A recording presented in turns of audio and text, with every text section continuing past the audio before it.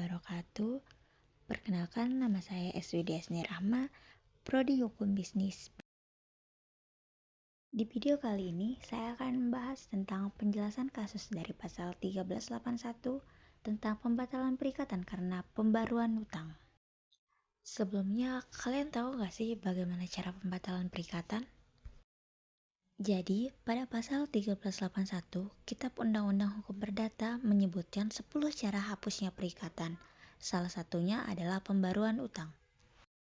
Pembaruan utang terjadi ketika perikatan utang yang lama digantikan dengan perikatan utang baru, yang memiliki syarat dan ketentuan yang berbeda.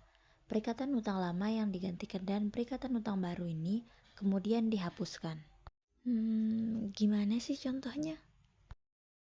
Seorang debitur bernama Budi memiliki utang sebesar 10 juta, memiliki utang kepada kreditur bernama Ani dengan bunga 10% per tahun.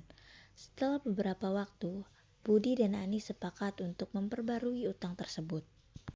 Mereka menyepakati bahwa jumlah pokok utang tetap 10 juta, tetapi bunga dikurangi menjadi 5% per tahun.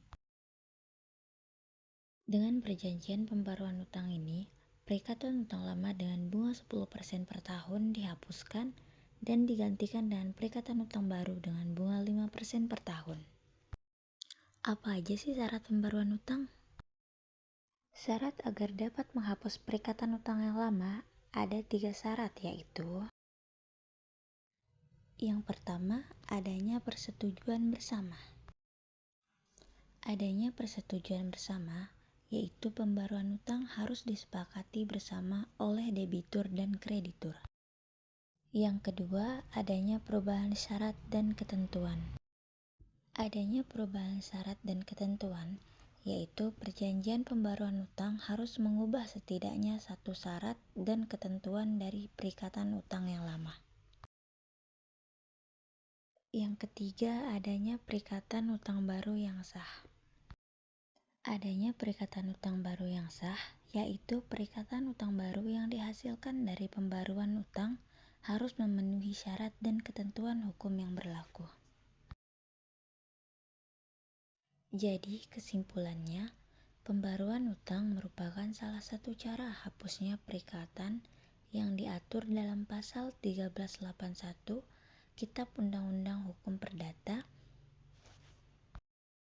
Perikatan utang lama yang digantikan dengan perikatan utang baru akan dihapuskan jika memenuhi syarat-syarat yang telah disebutkan di atas.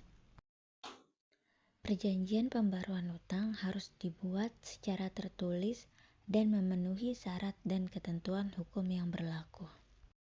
Selanjutnya kita masuk ke materi yang kedua. Kalian tahu nggak di materi kedua ini kita mau bahas tentang apa ya? Yap, betul sekali.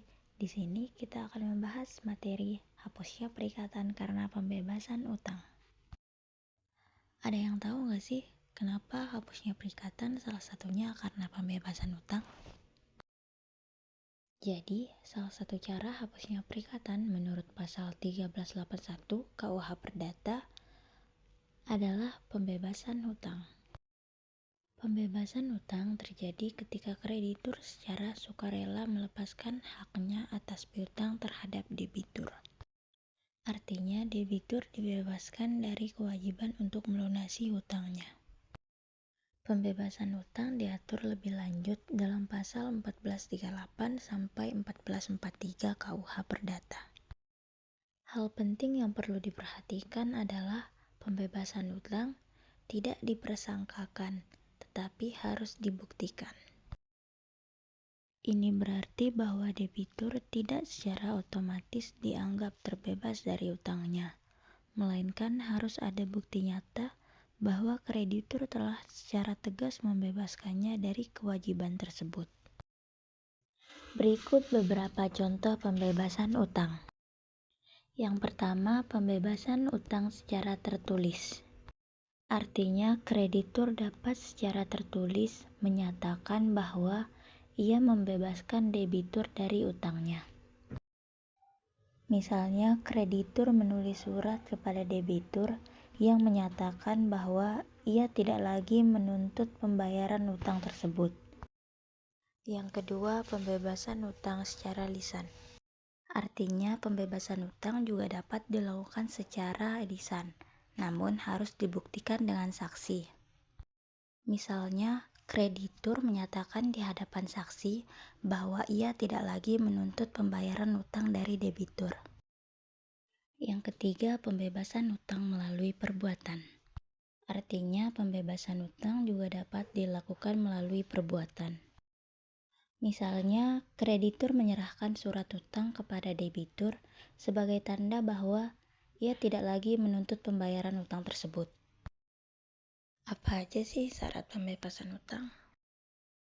Jadi, agar pembebasan utang dapat sah, terdapat beberapa syarat yang harus dipenuhi, yaitu yang pertama, kesepakatan antara kreditur dan debitur.